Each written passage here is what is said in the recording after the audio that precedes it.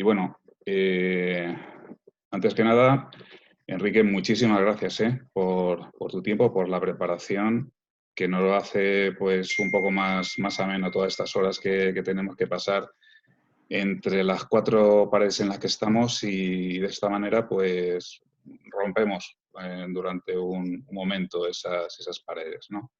Y gracias a todos los demás por asistir. Sobre Enrique Cayetano Garrido, es ingeniero aeronáutico desde 1978 por la Universidad Politécnica de Madrid. Su carrera profesional la empezó en Empresarios Agrupados AIE, un consorcio de empresas Septisa, Técnicas Reunidas, y Gibson Hill, Sociedad Anónima, participando en los proyectos de construcción de centrales nucleares de Cofrentes y Valdecaballeros. En 1983 pasa al sector aeronáutico, ingresando en la antigua Construcciones Aeronáuticas, CASA, en el departamento de ensayos estructurales, participando en los estadios estáticos y fatiga de varios modelos, el C-212, el CN-235, el Airbus 320, el Eurofighter, etc. En 1995 vuelve otra vez al sector nuclear como responsable comercial de ABB, Servicios Nucleares en España. Por último, tras una etapa de 5 años en el Plan Barajas de AENA, se incorpora a Iberdrola Ingeniería y Construcción en 2006 como responsable de grandes ofertas en proyectos internacionales de generación nuclear. Durante los últimos años ha estado implicado en el proyecto ITER y, aparte de proyectos de ingeniería y diseño de componentes, el hito más importante fue la adjudicación de las bobinas toroidales de ITER para un consorcio internacional liderado por Iberdrola. El ponente es miembro del Colegio Oficial de Ingenieros Aeronáuticos de España y de la Sociedad Nuclear Española. Y desde enero de este año también es socio de Amigos del Museo del Aire. Y bueno, pues hecha esta presentación, lo que voy a hacer yo es apagar mi vídeo, mi micrófono, y todo tuyo, Enrique. Muchas gracias, Fernando.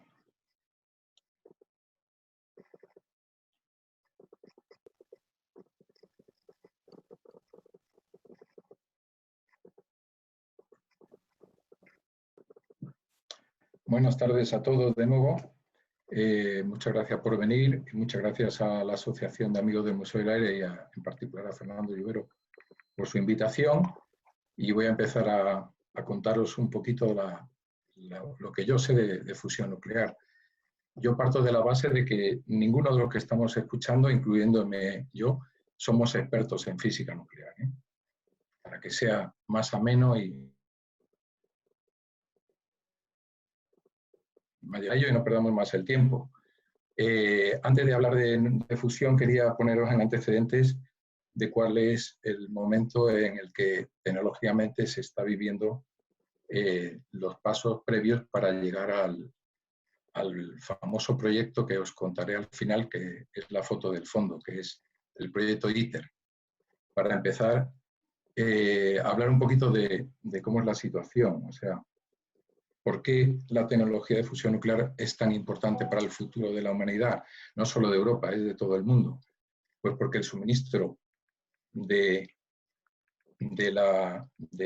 energético en el mundo está escaseando y va a escasear más porque durante los últimos 100 años, que es cuando ha crecido el consumo, se ha basado básicamente en el petróleo.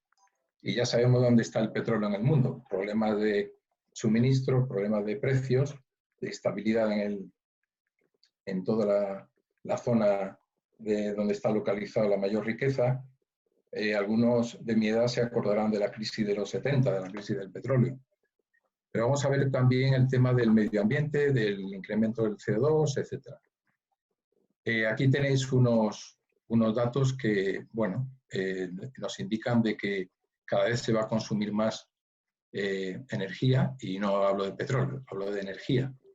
Ahí a la izquierda tenéis un gráfico donde arriba se dice que el 25% de la población controla y conserva y consume el 80% de los combustibles fósiles, que es en lo que está basado nuestro sistema energético. ¿Os imagináis lo que va a pasar a partir de cuando todos los países emergentes o en desarrollo, en vía de desarrollo, empiecen a consumir más? A la derecha tenéis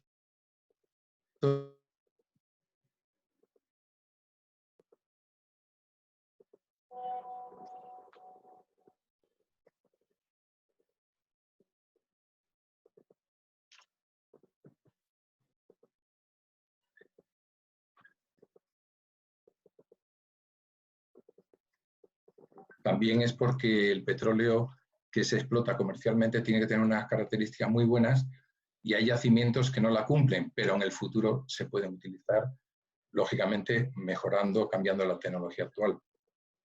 Es el caso de Australia y de Canadá, que son muy ricos en un producto, o sea, un material de la naturaleza que se llaman arenas asfálticas, que hoy día no se explotan porque comercialmente no son nada rentables. Esto lleva al fin del petróleo. No se sabe cuándo. Yo he puesto ahí 2030 porque es lo que se dice por ahí, ¿no? Pero lo que se dice en los foros. Pero bueno, tengo aquí unos datos que no he puesto, pero para que os hagáis una idea de cómo se consume el petróleo en el mundo diariamente. El país del mundo que más consume petróleo, por supuesto, es China, como todos estaréis imaginando. En el año 2018, que son los últimos datos que tengo, China consumía 3.200 millones de toneladas equivalentes de petróleo, que es como se mide el gasto energético de un país. Eso diariamente supone 9 millones de toneladas equivalentes de petróleo. A mí me parece una barbaridad. Y para que veáis la relación, le sigue Estados Unidos con 2.300 millones, India, Rusia, Japón, Canadá, Corea, y España está mucho más abajo, está frente a 3.000 por año, es de 141 millones de toneladas. O sea, estamos bastante lejos. Para que os hagáis una idea, una tonelada equivalente de petróleo se utiliza, se define como la energía que se puede sacar, que se puede obtener de una tonelada de un petróleo, digamos, convencional, químicamente intermedio, que supone que podría generar, con esa tonelada equivalente, se puede generar 11.630 kilovatios hora.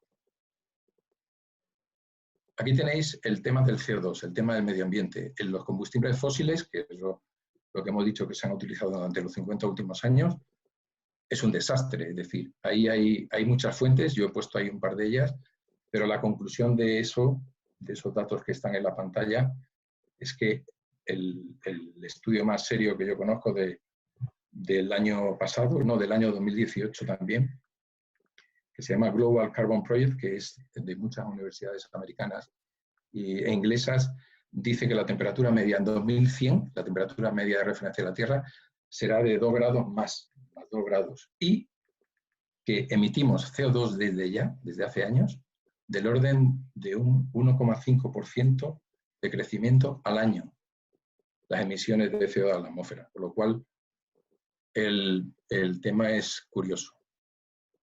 También tenemos aquí, los he puesto porque son los datos que conozco en detalle. Es muy curioso porque esto es muy reciente, esto se ha publicado en el mes de febrero. Como veis, la crisis del 2008 se ve claramente. A partir de 2008 bajó el consumo en España una barbaridad y no se ha recuperado hasta el 2015-2016. Y además, el año pasado, esto es lo último, ha bajado un 1,6%. Es decir, ese dato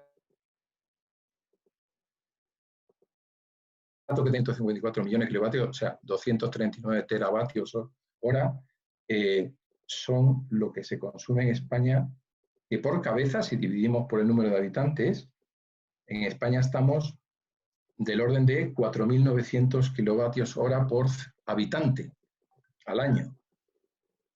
Volvemos a hacer una comparación odiosa. ¿Sabéis cuánto gasta el habitante del país que más consume energía eléctrica en el mundo? Los noruegos, Noruega. Consumen 22.700 kilovatios hora por cabeza. Es una barbaridad. No olvidéis que Noruega es uno de los países más ricos en petróleo. Lo que pasa es que ellos, como viven de espaldas al resto del mundo, sobre todo a la Unión Europea, no quieren saber nada, todo lo hacen con petróleo. Bueno, petróleo y creo que también con el salmón, pero bueno, vamos a lo importante. Aquí he puesto un comparativo muy curioso, no es nuestra escala, lógicamente, no es es simplemente para hacernos una idea. Arriba del todo tenéis los vagones de carbón que hace falta para producir la misma energía que los bidones de petróleo que hay en el siguiente nivel, que equivalen a un vagoncito de uranio enriquecido para la energía nuclear de fisión, que es la energía convencional que todos conocemos, las nucleares, y abajo un pequeño pick-up con 2 o 3 bidoncitos para la fusión. Y abajo os he puesto las reacciones químicas, las reacciones nucleares básicas. El carbón, petróleo, etcétera, todo lo que son fósiles, la reacción química de combustión es carbono más oxígeno, da CO2 y produce un poquito de energía, 3,6 electrovoltios. El uranio 235, que es el de la energía nuclear que conocemos todos, produce 200 millones de electrovoltios, o sea, no tiene con la nuclear. Y luego la nuestra, que es la que vamos a hablar ahora del futuro, la fusión, pues tenemos 17,6 millones comparado con 200, o sea, 10 veces menos. Pero bueno, lo más importante, la fusión no genera residuos importantes y sobre todo no genera CO2, que es lo que pretendemos. El único problema que tiene ¿por qué no se sigue o no se piensa seguir con la energía nuclear tradicional, la convencional, la de fisión, o sea, la de romper átomos? Son aquí os he puesto los 3 grandes hitos históricos negativos. El primero fue el accidente en Pensilvania en el 1979, el accidente de las 3 millas, que se llamaba aquí, que en la escala internacional de accidentes, que luego os contaré un poquito, está en categoría 5, no es el más grave. Los más graves son el famoso Chernóbil del año 86, que tenéis aquí, junto con Fukushima en el año 2011, que es este. No os preocupéis si no da tiempo a leer todo lo que pone, porque la presentación se la voy a pasar a Fernando y la colgará en un par de días, muy tarde. En la escala internacional de eventos nucleares, que es el INES, que se llama, que es de la Organización Internacional de Energía Atómica, los accidentes de nivel 7, que son Fukushima y Chernobyl, están arriba del todo, como podéis ver en color morado, mientras que el único accidente que hemos tenido en España, que fue Vandellós 1, en el año 89, recuerdo que fue en la turbina, o sea, en el lado secundario, que no es contaminado, pero hubo que declararlo y tiene nivel 3, que no, como veis ahí, tiene un impacto en las personas, pero no tiene la definición del siever, el milisievert, etc. Por curiosidad, la radiación anual global es de 2,5 milisievert y cuando tú te haces un TAC, un escáner, tienes 7, o sea, tienes 3 veces la radiación natural de la Tierra. Lo digo para que veáis que hay muchísima protección de las personas en este mecanismo de definición de los incidentes. Pero ya vamos a hablar de fusión, vamos a hablar de fusión de verdad, es decir, ¿qué es la fusión? La fusión que se utiliza para producir energía, o sea, de interés tecnológico, lo tenéis ahí, que es el deuterio y el tritio. El deuterio es un isótopo natural del hidrógeno, que tiene un núcleo con un protón y un neutrón, mientras que el tritio, es H3, tiene un núcleo con un protón y 2 neutrones. Es decir, el número másico 3. Si tú consigues que se junten a base de alta presión, temperatura, etcétera, en unas condiciones que ya veremos más adelante que son muy difíciles de conseguir, si los conseguimos fusionar, tenemos helio, que además genera energía, y un neutrón muy activo que tiene 14 megaelectrovoltios. O sea, sacamos los 17,6, que recordaréis de la fórmula de antes, en base a esto, en base a esta reacción química. Perdón que me he equivocado de botón. Para que esto se produzca, la reacción, por supuesto, tiene que ser exotérmica, como es el caso este, y el balance de la reacción, o la ganancia, que se llama Q, es la que tenéis abajo, que vale 17,59 megaelectrovoltios, y el electrovoltio veis que es una unidad de energía ridícula, porque equivale a 1,6 por 10 a menos 19 julios, pero bueno, esto es una reacción molecular a nivel atómico. La fusión no sé si es la energía que usa el Sol y todas las estrellas luminosas en todo el universo. Consiste en fusionar, lógicamente, elementos ligeros, y para que se produzca, pues, tiene que haber una serie de condiciones que vamos a ir viendo más adelante. Se eligió la reacción del deuterio y el tritio porque es la que presenta mayor sección eficaz.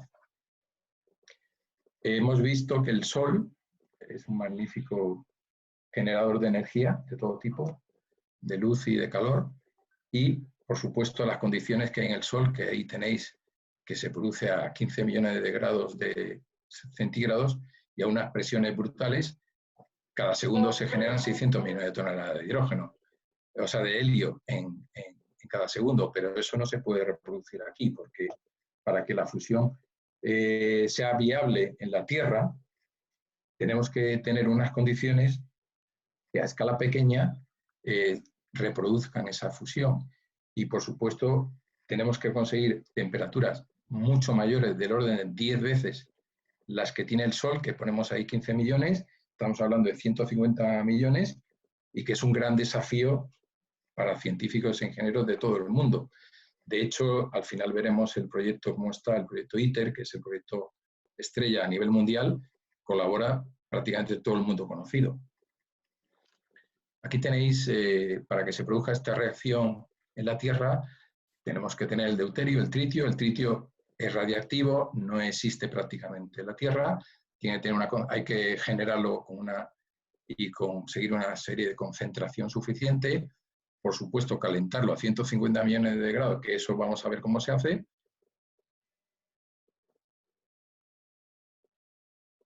Y británico, que su teoría la lanzó al final de los años 50. O sea, con esto quiero decir que la energía de fusión, la tecnología para la fusión se lleva desarrollando casi al mismo tiempo, un poquito menos que la de nuclear tradicional, la de fisión. ¿Qué es el plasma? Porque el plasma es donde está el quid de la cuestión. O sea, el plasma, perdonad, me estoy secando la boca. El plasma es un fluido llamado el cuarto estado de la materia porque se ioniza prácticamente en su totalidad a temperaturas muy elevadas y contiene, cuando se ioniza, contiene iones positivos y electrones más o menos en la misma concentración, por lo cual se puede considerar que eléctricamente es neutro, pero sin embargo es muy sensible a la conductividad, es decir, es muy buen conductor eléctrico. Esta característica del plasma no se da en ningún otro estado, ni el gaseoso, por eso se le llama el cuarto estado de la materia, y presenta unas muy buenas condiciones para respuesta, digamos, a los campos magnéticos, por su alta conductividad. El interior del plasma está apantallado frente a campos eléctricos constantes, pero no a campos magnéticos. Por eso, la única manera de crear un plasma y que sea mantenido en el tiempo, sea estable, es a base de confinarlo. Confinarlo de una manera que vamos a ver ahora, porque a nivel de laboratorio hay 3 métodos de confinamiento. Bueno, os he puesto abajo donde existe estado de plasma, que son las auroras boreales que veis ahí, los arcos fotovoltaicos, los radial, perdón, el magnético, el inercial, me he equivocado, el inercial no se utiliza porque es muy complejo tecnológicamente, es más complejo aún que el confinamiento magnético. De hecho, no voy a hablar de él. El confinamiento magnético consiste en crear una jaula magnética que los rusos en los años 60 le pusieron el nombre de tokamak, que por curiosidad, si alguno tiene curiosidad, no es una palabra ni india ni inglesa, es la abreviatura del ruso Toroidal Naya Cámara Magnetilini Katuskami. Ahí va eso, o sea, cámara toroidal con bobinas magnéticas, para abreviar. consiste en crear unos campos magnéticos que, mediante unas bobinas, que son las bobinas toroidales que tenéis representadas a la izquierda del dibujo, en esta pantalla, y luego lleva otra serie de bobinas poloidales, es decir, como si fueran paralelos de la esfera terrestre, que luego veremos, pero las más importantes son estas. Es crear un plasma que circula por una cámara en forma de toroidal, y en este sistema nos quedamos el Stellarator. Por curiosidad, se han hecho pruebas a nivel de laboratorio en Estados Unidos, que yo sepa, no sé si en algún otro sitio, y es tan complicado tecnológicamente generar el plasma en forma de un toroide con revolución al mismo tiempo, que se ha descartado porque no es viable para construirlo a nivel, digamos, industrial. El confinamiento magnético, como he dicho, el tokamak, tiene la ventaja de que no tiene extremos, no tiene pérdidas por los extremos, porque no tiene extremos, es decir, el plasma empieza, una vez que se inicia la reacción, empieza a circular y a girar, y se concentra, se mantiene levitando y no pega a las paredes.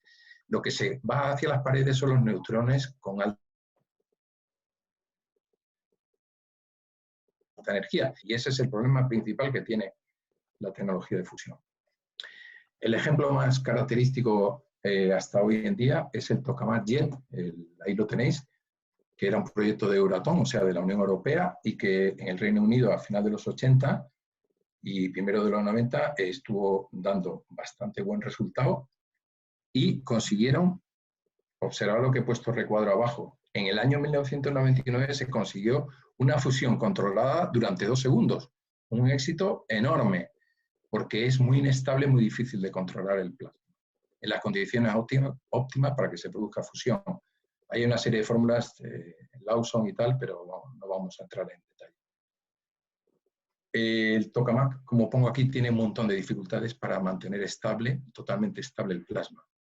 Para empezar hay que subir del calentamiento inicial que se produce por el efecto Joule, que es el que se produce cuando circula una corriente a través de cualquier conductor, siempre aumenta la temperatura. Por ahí se consigue llegar a 10 millones, o sea, a una temperatura similar a la del Sol, pero hay que producir un calentamiento adicional en base a unos métodos de radiofrecuencia y de hace de neutrones, que no quiero entrar en profundidades porque es muy complicado, entonces no quería yo meterme en ese jardín. Luego está el tema de las impurezas del plasma, del cuarto estado, el famoso plasma de iones, y para mantener libre de impurezas y sin interacción con la pared, es decir, para que se mantenga levitando dentro del toro, necesitamos que haya un ultra alto vacío. Luego vamos a ver algún detalle más. Y las bobinas de corrección de posicionamiento del plasma es lo que he dicho antes de las bobinas poloidales, que son como los paralelos de la Tierra, de la esfera terrestre. Aparte de las toroidales, que son las que hacen circular y crear la forma del toroide. Y luego están los problemas de la primera cámara, o sea, de la cámara de combustión, la vasija, el reactor, la vacuum vessel se llama en inglés porque está al vacío, la primera pared, es decir, las tejas que forran la cámara, tiene que estar a cierta distancia del plasma porque 150 millones de grados centígrados no hay material que lo aguante, no existe, sí, sencillamente no existe. He puesto ahí firewall panel con tejas de berilio porque no sé si sabéis que el berilio es muy bueno desde el punto de vista de radiactividad, es muy sufrido, es fantástico como material, pero es muy difícil de manipular, de manejar. De hecho, Iberdrola hizo unos ensayos hace años porque ganó el contrato del firewall panel de las primeras tejas con otras empresas españolas, y el manipular el berilio es tóxico para las personas, por lo cual hay que tener cuidado al cortarlo y al tratarlo, un cuidado exquisito. Os he dicho que otro problema que tiene es cómo extraer la energía térmica, o sea, cómo refrigeras, cómo robas la energía que tienen los neutrones cargados y cómo refrigeras toda la planta. Luego también tienes los problemas de inestabilidad del propio plasma, que hay unas alteraciones repentinas que le llaman tormentas solares, y bueno, esto también es un problema gordo. Luego está el problema de manipular el plasma, es decir, una vez que la cámara ha cogido temperatura, os podéis imaginar que no hay forma de actuar, controlar, monitorizar, etcétera, desde fuera. Es muy hostil el ambiente, lógicamente, y entonces todo el sistema de brazos, de puertos de acceso por los brazos robóticos para manipular la planta y los diagnósticos, es decir, todo el sistema de control, es muy, muy sofisticado. Luego os enseñaré unos gráficos. La ventaja de la fusión es el combustible. Menos mal que tiene alguna ventaja, porque si no, íbamos mal. Como he dicho al principio, el deuterio es muy fácil de extraer. Existe en el agua de los océanos de forma natural. Es verdad que es muy poca cantidad. De hecho, creo que son 33 miligramos. Si no recuerdo mal, voy a consultarlo. Este es un dato que nunca me acuerdo.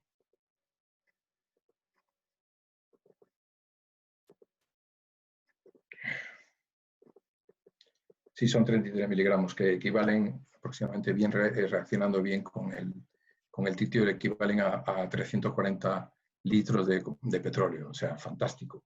El tritio no existe en la naturaleza prácticamente. Es decir, y además, para colmo es radiactivo, pero es muy fácil de conseguir a partir del litio. Y menos mal que el litio es abundante. Pero una cosa que he puesto ahí arriba, que los reactores CANDU, que es la tecnología que utilizan en las plantas nucleares convencionales, los canadienses, la tecnología CANDU sí genera de forma natural tritio. Ahí lo he puesto. Pero eso no es suficiente. Sí es suficiente para el ITER, pero no para los futuros reactores de escala comercial. Veis abajo que el litio natural en la naturaleza se da al 7%, y es ese exotérmica la reacción. Esa es la buena. Tienes tritio y helio y encima generas energía. Mientras que el litio, el litio 7 no, es exotérmico. O sea, nos tiene la ganancia famosa, que tiene que ser superior a 1 para el inicio de la reacción, y en el ITER está diseñado para que sea del orden de 10. No se me olvide este concepto, y es que la parte que está en rojo, en ese esquema de la izquierda, es totalmente convencional de cualquier planta termoeléctrica del mundo, ya sea de petróleo, de gas natural, nuclear, convencional, etcétera. Es decir, tú tienes que conseguir un vapor sobrecalentado con muchísima energía, lo haces pasar por una turbina de vapor que mueve un generador. Luego se recuperan los gases de escape, mejor dicho, el vapor de escape. Lo condensas, que haces el intercambio con el foco frío y ya tienes cerrado el circuito. Eso es muy importante. Esta es la secuencia de inicio de cómo arranca el tokamak. Bueno, está muy simplificado, pero ahí tenéis puesto, son 7 u 8 pasos. Empiezas a inyectar deuterio tritio, empiezas a hacer circular una corriente por el solenoide central, que no lo perdamos, ¿eh? Estamos hablando de que ahí hay que inyectar una corriente eléctrica continua de 70 kiloamperios, que se dice pronto. Y encima todo esto refrigerado, luego lo veremos. Se va generando la sopa esta que le llaman plasma, empiezan a liberarse los electrones tanto del deuterio como del tritio, empieza a circular y a formar el plasma con los superconductores de las famosas bobinas toroidales, que por supuesto todo el cableado va refrigerado todo con helio. Toda la refrigeración de la planta, la vamos a ver más adelante, de ITER, es toda base de helio. Helio licuado a 4 grados Kelvin, o sea, a menos 269 grados, y a 8 grados Kelvin. Hay otras instalaciones menos exigentes, la central de refrigeración que hay que crear para darle apoyo al ITER. Seguimos alimentando, más cantidad, se vuelve a autoalimentar, etcétera, etcétera, y conseguimos la temperatura entre 100 y 200 millones, con lo cual, perfecto.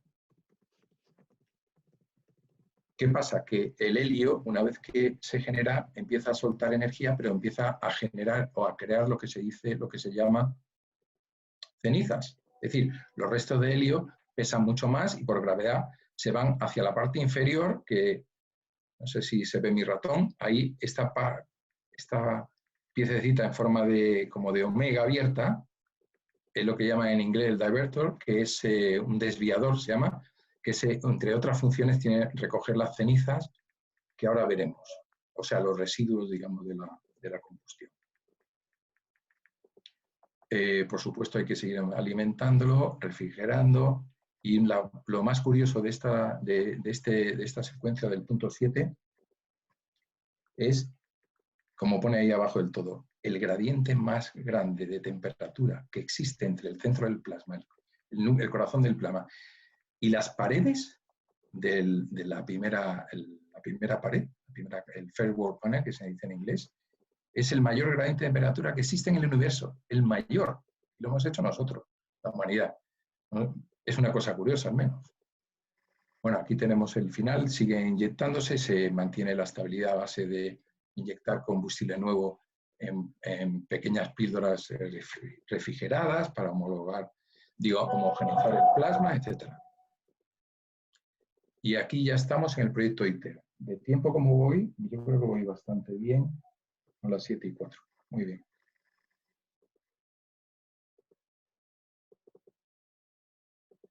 La mayor aventura, digamos, en este tipo de tecnología que se está produciendo en el mundo.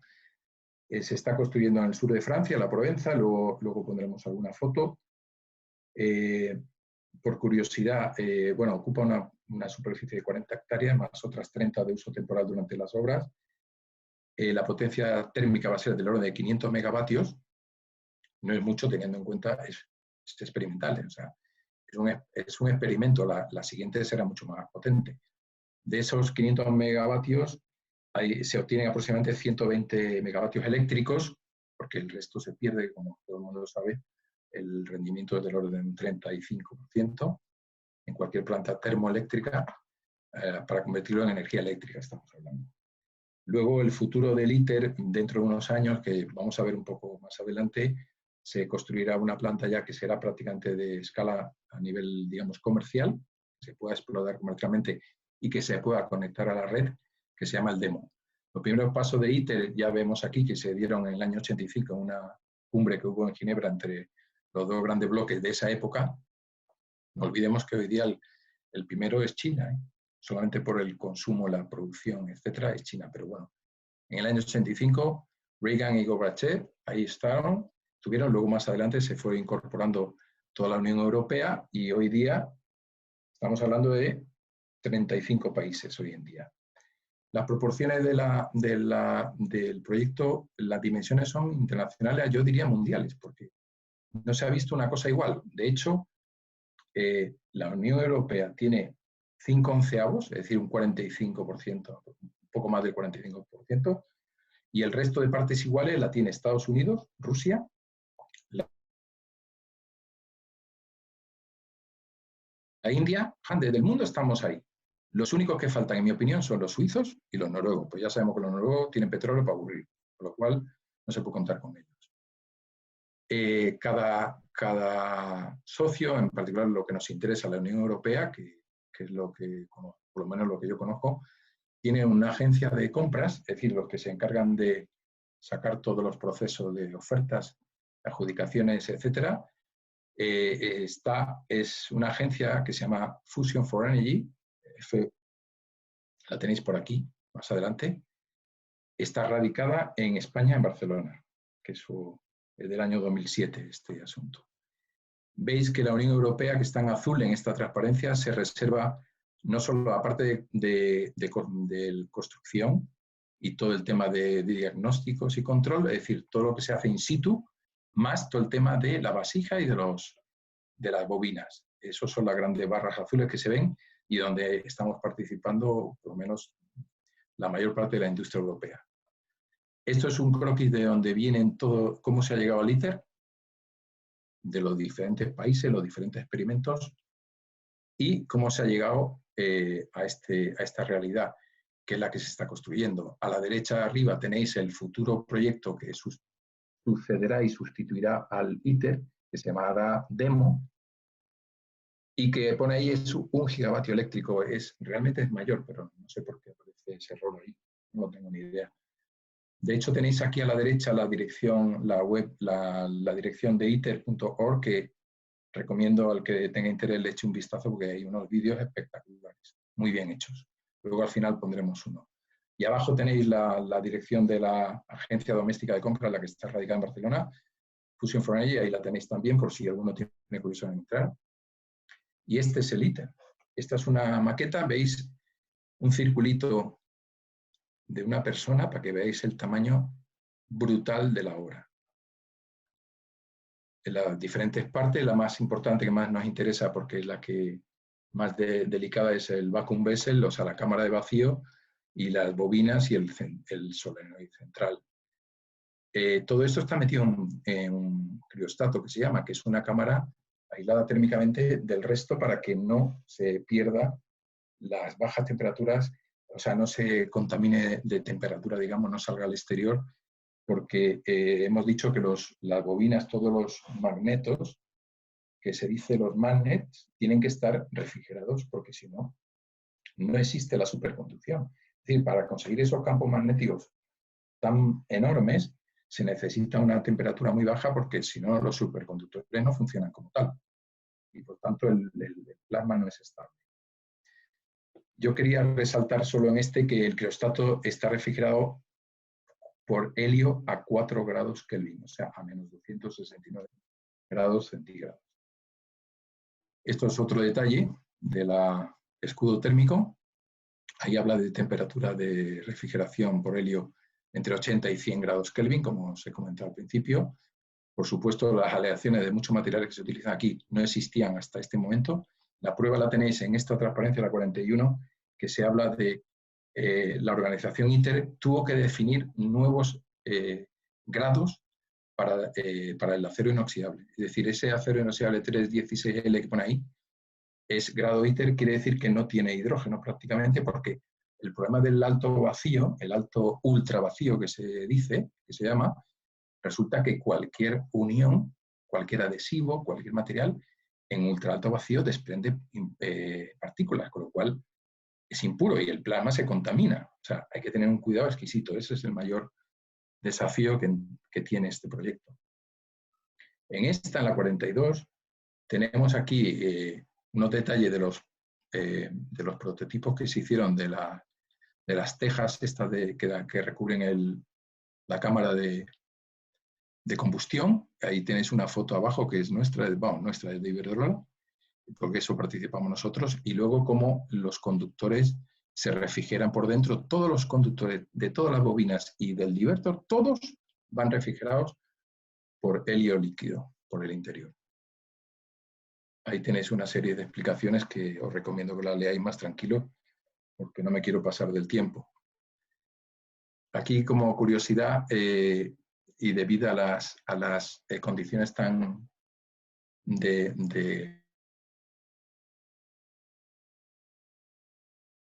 que se producen en la cámara, la primera cámara está diseñado para que tenga 440 tejas, de las cuales habrá que ir sustituyendo a lo largo de la vida porque no van a soportar las altísimas temperaturas y la radiación que se produce en el interior de la cámara de vacío. Este es el divertor, que es curiosísimo. Veis en el dibujo que se ha repartido entre los principales socios. De hecho, la Federación Rusa hace una parte, la Unión Europea hace otras. Sé que el Cassette Body ha participado en empresas españolas que yo conozco, que tiene mucho mérito el participar en esto porque he dicho que los materiales son muy distintos a lo que estamos acostumbrados en cualquier otra tecnología, incluso en el campo del aeroespacial. El sistema de refrigeración es mixto, es decir, tiene piscinas y tiene torres de refrigeración de forzado, convección forzada, que se ven al fondo en este dibujo.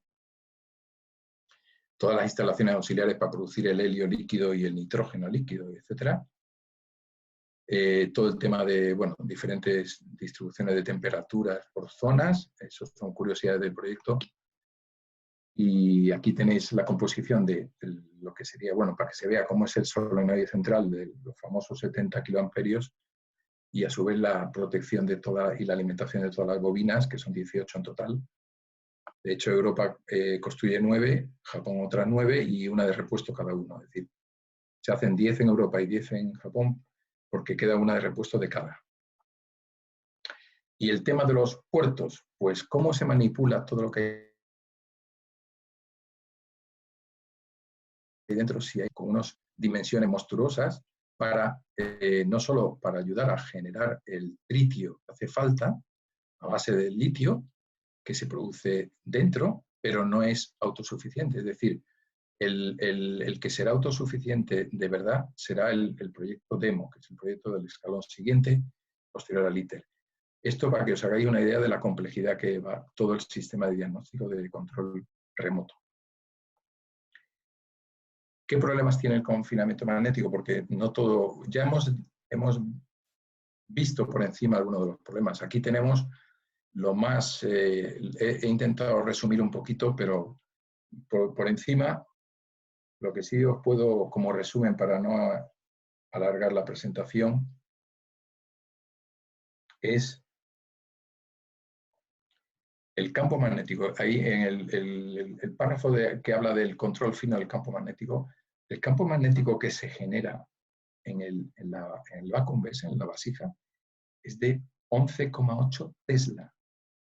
¿Y eso qué es? ¿Es mucho? No. Son 200.000 veces el campo natural de la Tierra.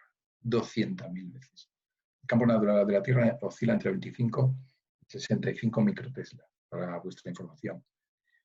El tema de los electroimanes que suman 6.500 toneladas, creo que es curioso al menos. Más problemas. El tema de los materiales, es decir, cómo se eligen los materiales, cómo se desarrollan, que se están desarrollando materiales que resistan esas condiciones tan extremas en el interior de la cámara. Aquí se habla, aquí he puesto que se deben hablar de las tejas que son extraíbles para sustituirlas como se sustituye un tejado, las tejas de un tejado, o sea que me imagino que van por ahí los tiros. Y luego el fibra de carbono reforzado, que está muy bien desde el punto de vista estructural en el campo aeroespacial, pero aquí hay que aliarse con elementos tan curiosos como el tungsteno, también llamado wolframio, y que tienen unas condiciones muy buenas, ¿no? Unas condiciones muy buenas de temperatura. No me acuerdo exactamente si es el berilio o es el berilio, me parece que es. Lo estoy buscando en otro sitio porque es curioso. No, es el tungsteno. Se está pensando en el tungsteno y ya se están haciendo muchísimas pruebas en muchos de los componentes en la superficie exterior de muchos de los componentes porque el tungsteno es el elemento químico que tiene más alto el punto de fusión de los metales, que es 3.400 grados. Claro, si el plasma tocara levemente la pared de la vasija, no hay material que lo aguante. Por eso es tan importante el confinamiento y el ajuste fino, digamos, el control fino de los campos magnéticos para que el plasma no solo no se paralice, sino que sea estable y se aleje de las paredes. Y por último, el tema del ultravacío. El ultravacío, que está puesto ahí entre 10-5 y 10-7 pascales, no hay material conocido que lo soporte. Es decir, cualquier partícula, cualquier pequeña cosita que suelte una unión, por ejemplo, entre materiales, puede contaminar el plasma. El plasma, en cuanto a que se contamina, ya no funciona. Y luego están los imanes que tienen que producir unas fuerzas pulsadas que se llaman muy importantes. El tema de los materiales, el tema de la temperatura y cómo es rescatar la temperatura de la vasija para producir, aprovechar, digamos, la energía térmica para producir el vapor, para generar la electricidad, ahí donde está el quid de la cuestión. Entonces, bueno, las fuerzas pulsadas que estoy poniendo aquí abajo, al final, se van a colocar unos anillos dicen que hoy en día, basado en fibra de vidrio, yo no sé si eso está desarrollado del todo, para reforzar las tensiones que se producen en los propios electroimanes y con un pretensado equivalente a 6.000 toneladas. A mí me parece esto una cosa de otro planeta, pero bueno, eso es lo que se dice por ahí. El futuro demo, pues esta es la planta que va a sustituir a ITER. En el futuro, esa fecha no la podemos creer ya de ninguna manera, porque os puedo ver los hitos más importantes del proyecto ITER, que está en muchos documentos. Ahora mismo hablan de que el primer plasma va a ser a final de 2025 y la primera operación de verdad de fusión va a ser en 2035, lo cual se solapa casi con el inicio del demo, como veis en el dibujo de abajo. Lo que sí es verdad es que el demo tiene un objetivo muy importante. Primero, aprovechar todas las experiencias materiales del ITER y luego obtener la cantidad de tritio necesaria para cerrar el ciclo de combustible. ¿Esto qué quiere decir? Pues que es autosuficiente de verdad. Eso es lo que pone por ahí, también lo pone arriba. Y aquí hablamos de 1,5 gigavatios en vez de 1 gigavatio. 1,5 gigavatios equivale a una central y media de las nucleares actuales. O sea, es un pedazo de planta descomunal. Es muy barato. O sea, la ventaja de la fusión es que el combustible es baratísimo, muy barato. Es verdad que el tritio no existe de forma natural en la Tierra, pero se puede conseguir, se ha demostrado, está aprobado en laboratorio, se puede conseguir. No se generan materiales radiactivos complejos, es decir, no tiene nada que ver con una planta nuclear tradicional. Sí existen desechos muy pequeños, muy poca cantidad, se conocen, se van a tratar y sobre todo la ventaja que tiene principal para mí, la mayor ventaja es que el litio, hay unas reservas declaradas, seguros americanos, de 14 millones de toneladas, pero otras fuentes hablan de hasta 40 millones de toneladas de litio en el mundo, con lo cual no hay que preocuparse. Y los residuos es verdad que existen, pero son muy pequeños, muy poca cantidad. La vida media, que es el decaimiento, suele ser... mientras que los residuos de alta actividad de la nuclear convencional son de 3.000 años. Aquí hablamos de 100 años, perdón, 100 años en la vida media de los residuos, con lo cual para mí eso no es un inconveniente. Esta frase no es mía, pero yo la suscribo al 100%, y es que la energía de fusión es el futuro. No sabemos si en 2100 o un poco más allá, que las renovables, que son muy importantes y están creciendo mucho en la composición del mix eléctrico, o sea, de la suma de generaciones para suministrar a la sociedad, pero la fusión es la fuente de energía que el ser humano puede disponer superior a cualquier otra con diferencia y sobre todo abundancia y seguridad. Y hasta aquí hemos llegado. Muchas gracias. Y ahora, Fernando, te paso el control. ¿El vídeo lo pongo yo o lo pones tú? Pues si quieres lo intento yo. Espérate, a ver si lo puedo poner. Decidme si se oye, ¿eh? Por lo pronto ni se ve. Tienes que compartir la pantalla y escogerlo. Espera un momento. Que es que no me acuerdo. Lo hago yo sí. Lo hago yo si quieres, ¿eh? Lo puedes poner tú mejor. Vale. Pues un segundito que lo voy a arrancar. Y dadme. Oye, estoy viendo la pantalla de un tal Juan Pablo. No sé si es un error. Pues no debería. Juan Pablo Jarabo. O sea, pues, a ver, un segundito. Ver opciones, detener. Claro, ahora ya no ves nada, ¿verdad? Vale, pues ahora un segundo porque aquí está el vídeo y vamos allá. Este vídeo está tomado en la primera semana de marzo.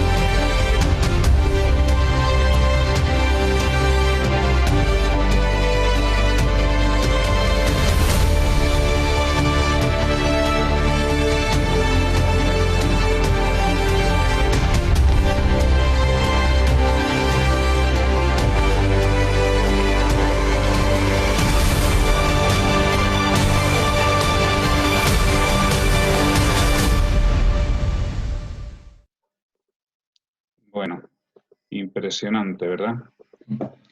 Me ha parecido ver, Enrique, antes de abrir los micrófonos, que esto se empezó a construir en octubre. Es que no me lo puedo creer.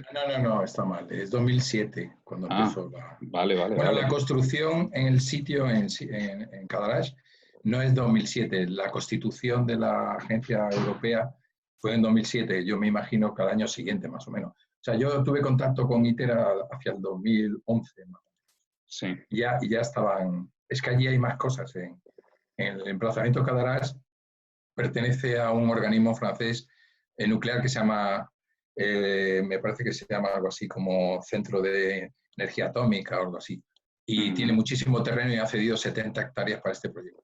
Sí, Por el tema de seguridad está confinado allí. O sea, ahí investigan los franceses todo el tema de los submarinos y portaaviones nucleares. Entonces, tiene una seguridad muy alta y ellos están dentro del recinto del CEA. El CEA se llama, Centro de Energía Atómica de Francia. Esto está muy cerca de Aix-en-Provence. Muy bien. Bueno, ábreme el vídeo o lo abro yo. Ya te he dado para que puedas abrirlo tú. Vale, ya Perfecto. estoy. Y si luego quiere... he permitido a la gente que se puedan abrir su propio micrófono. Entonces, sí, la gente que quiera hablar, pues que se abra el micrófono.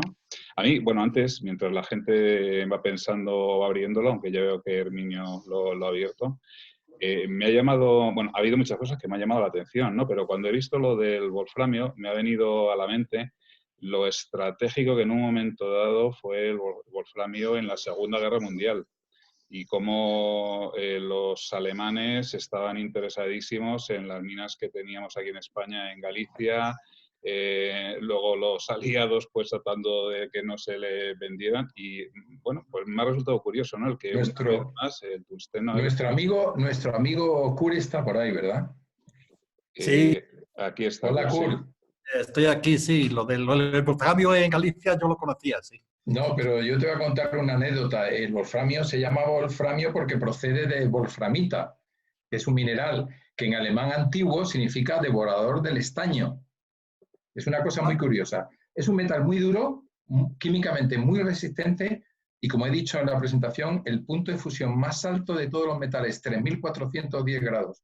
Aun con eso no tenemos, para empezar, con el wolframio en estado puro. Quiero decir, todo lo que se utiliza en el ITER, todas son aleaciones. Por ejemplo, para los superconductores, no sé si aparece en alguna de las transparencias, se utiliza aleaciones de niobio y estaño, porque es un superconductor a baja temperatura. Por eso he insistido mucho en que todas las bobinas, todos los magnets, tienen que estar refrigerados por el interior del propio conductor. Porque para generar, para ser superconductor, tiene que haber unas condiciones de muy baja temperatura, si no, no funcionan y no producirían los campos magnéticos tan enormes que tienen que producir y generar para que haya ese campo que he dicho de 11 y pico Tesla. ¿Alguna cosilla por ahí? Juan Pablo o Herminio. Sí, soy Herminio Jarabo. Oye, Enrique, lo que te quería, Fernando ya me ha adelantado, porque lo que te quería preguntar es qué cantidad de wolframio sabes tú que tenemos en España. No tengo ni idea. Yo sé que son aleaciones que se utilizan en las paredes.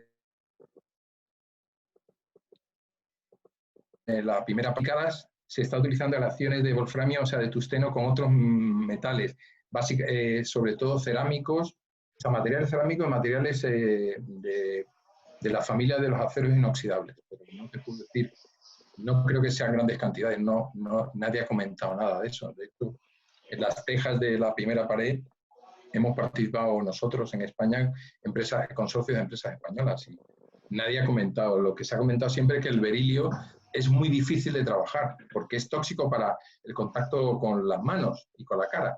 O sea, el berilio es muy peligroso. Vale, gracias. ¿Alguna cosilla más por ahí? Sí, ¿qué hay? Buenas tardes, Enrique. Soy Hola, Ignacio. Sí, te conozco. Dos cuestiones. Una de ellas positiva, y es que estoy convencido que esto tiene futuro, porque si no, es claro que no apostarían tantas naciones tanto dinero. Luego hay un convencimiento general de que esto tiene un futuro claro, a más o menos largo plazo, pero es una tecnología que interesa a todos. Sí, sí, por supuesto. Esa es la positiva. ¿Me vas, La a negativa... ¿Me vas a preguntar por el precio, el presupuesto del proyecto? No entro en eso. La negativa me entristece un poco. He visto cuando has presentado la distribución de trabajos entre diferentes países. Sí. En Europa, como siempre, seguimos siendo europeos, pero menos. Porque resulta muy curioso que aparezcan en algunos de los componentes adjudicados a Europa y Alemania, a Europa y Francia. Entonces, me entristece eso porque, como siempre, hay países europeos que son europeos, pero hasta un cierto Ahí punto. interviene yo no voy a decir porque no quiero decir nada porque sabes que interviene en la política. Ya lo sé.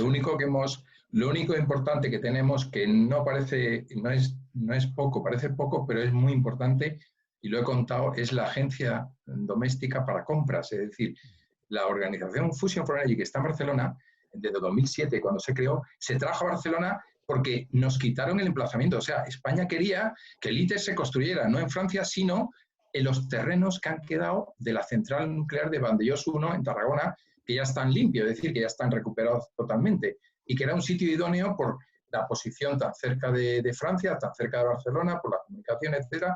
Daos cuenta que en Fusion for Energy no sé cuánta gente trabaja. Yo la última vez que estuve, es un edificio, puede haber 400, 500 personas de toda Europa. Allí hay ingenieros de todos los sitios.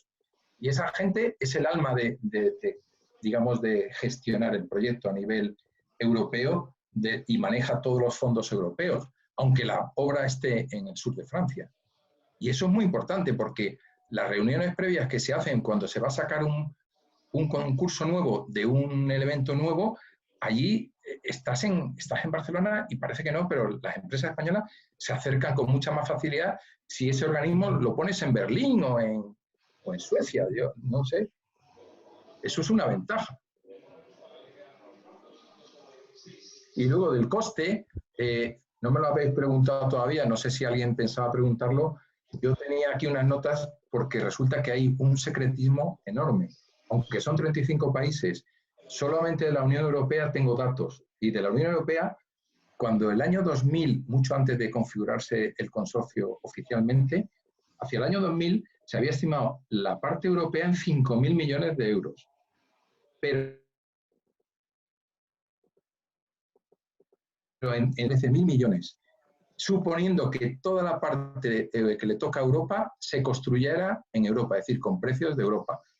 Por ejemplo, la India y China, que también son socios, construyen mucho más barato, porque la mano de obra, lógicamente, es muchísimo más barata, pero no tienen la importancia que tiene los 5/11 que he dicho, es decir, el 45% del consorcio, que lo tiene Europa. Y, lógicamente, los presupuestos se gastan más o menos proporcionalmente. Tú lo conoces muy bien por el mundo de la aeronáutica, ¿no?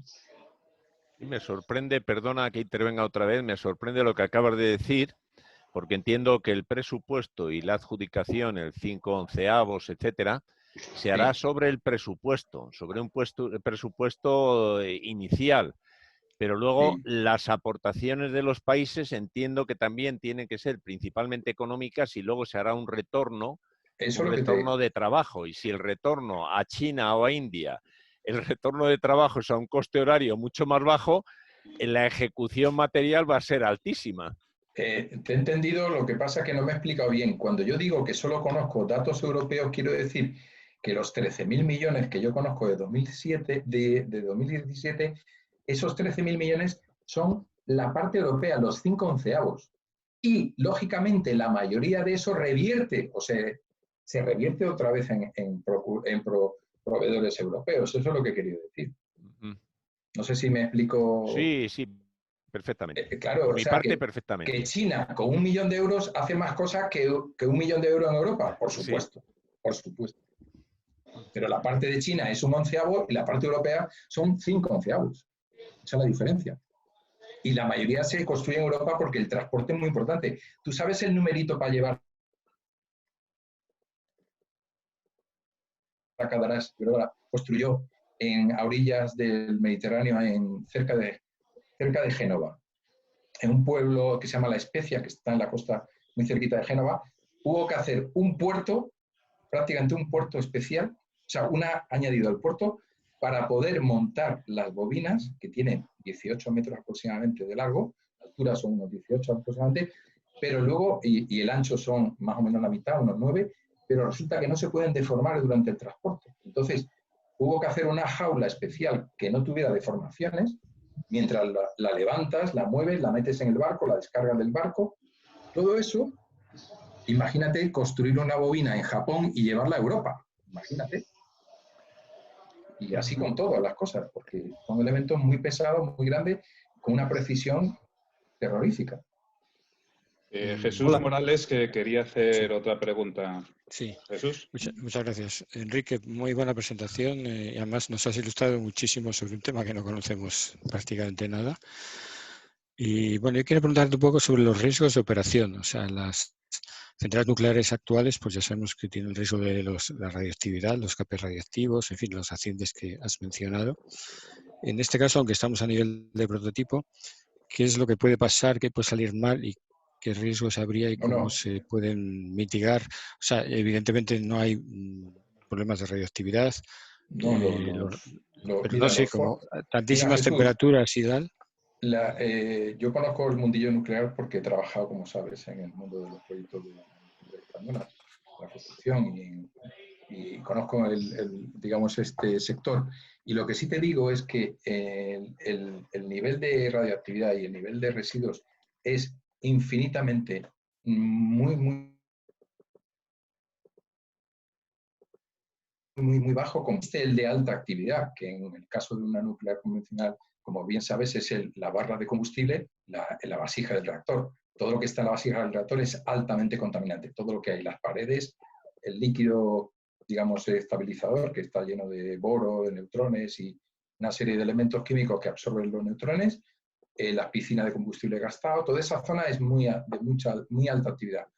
El resto va bajando de gradiente hasta llegar al secundario de la planta, que ya no hay que llevar protección. Las personas entran y salen. En el ITER, sin embargo, no existe eso. Es decir, la poca radiactividad que hay está en la propia vasija, en la propia cámara.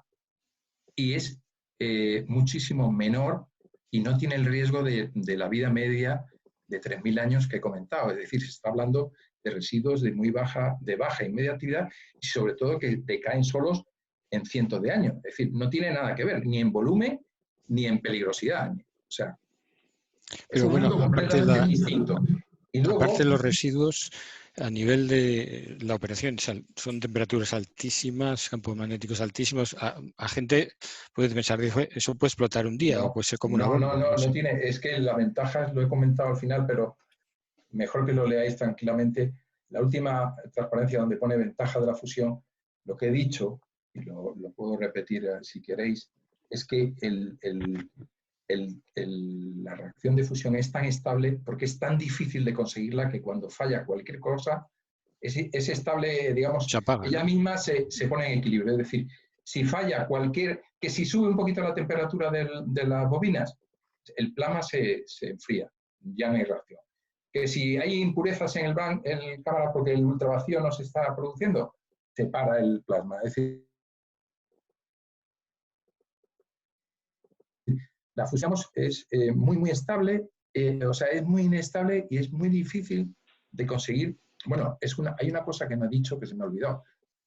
¿Os acordáis que en el proyecto europeo JET de los años 90 se consiguió la fusión durante 2 segundos y fue un éxito enorme? Pues resulta que el ITER está programado para que va por impulso, es decir, la fase en que se consigue las condiciones idóneas del plasma son 10 minutos, 10 minutos. Y luego hay que hacer parada, extraer no sé qué, meter no sé cuál, medir temperatura, o sea, todo se hace a través de lo que he dicho, los puertos, los módulos que son telescópicos, está todo lleno de módulos, porque todo se hace desde fuera a distancia, es decir, no hay ningún operario dentro de la esfera, nadie está ahí. Habéis visto en el vídeo las compuertas que se están construyendo. Daros cuenta que el ultravacío requiere un aislamiento enorme, porque si no, no puedes producir ese ultravacío. Y si no hay ultravacío, el plasma no funciona porque es impuro. Y si no hay temperatura apropiada, tampoco funciona. Es decir, tiene tantas barreras, tienen que coincidir tantos parámetros idóneos para que se produzcan las condiciones perfectas del plasma, que cualquiera de ellas, si falla, se paraliza. Es decir, no tiene riesgo de operación, que es la pregunta que tú me hacías. Entendido. Y ahora hay una cosa más. Sobre la rentabilidad de este tipo de energía.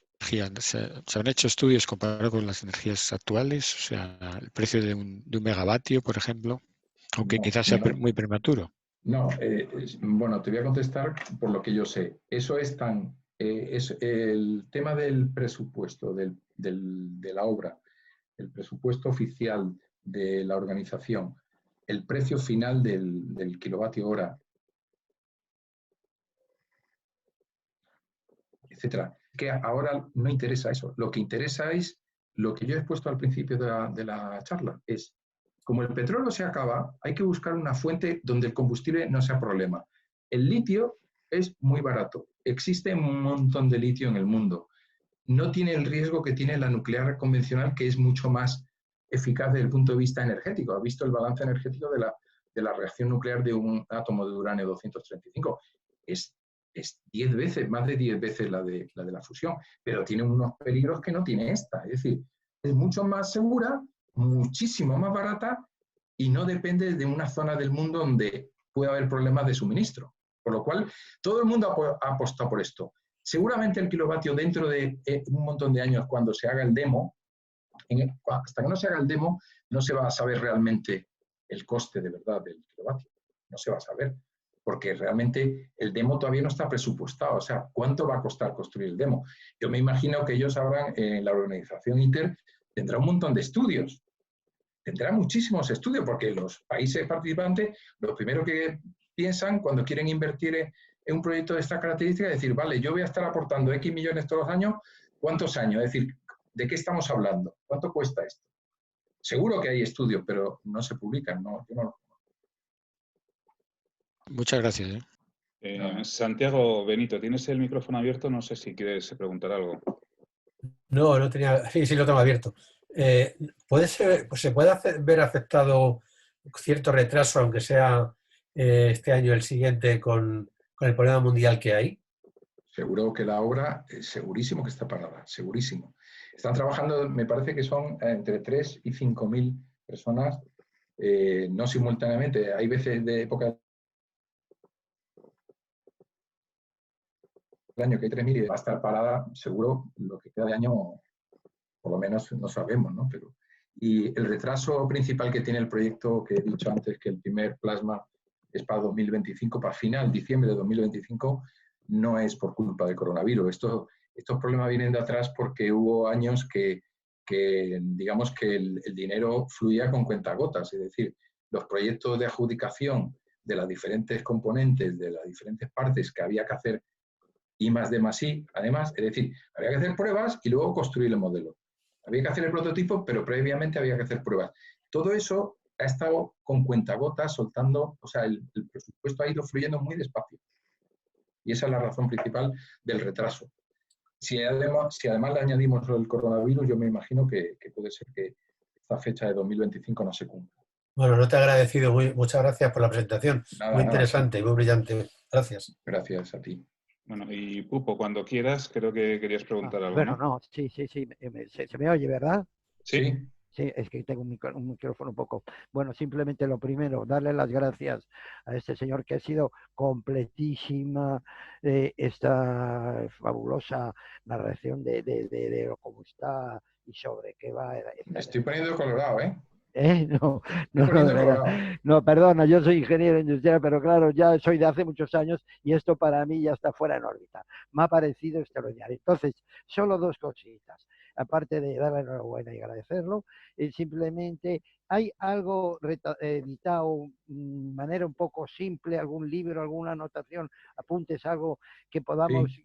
Si eres tan amable, se lo das a Fernando. Se lo voy a dar a Fernando todo el material que se pueda publicar. Sí. Tengo que pedir permiso a la Sociedad Nuclear Española, pero creo que hay un libro así como curso básico de fusión. O algo así. Bueno, voy a pedirle a la sociedad que me dé permiso para distribuir. Bueno, pues sí, si es tan amable, porque es que yo he estudiado algo, pero claro, me he quedado en nada. Otra cosa, allá para terminar, a mí lo mejor de todo esto es al final, en el resumen, en el punto cuarto, que decía que que todo este proceso no deja residuos que puedan contaminar, como la energía nuclear, que puede, o sea, tanto en el transporte como en el almacenamiento y como la terminación de todo el proceso, prácticamente no dejan ningún residuo ni no hay problema. Para mí eso es francamente fundamental. Porque mira, la energía es estupenda, pero tenemos siempre el residuo, ¿dónde lo guardamos? El esto y el otro. Y esto para mí, vamos, aparte de todo, para mí es eso.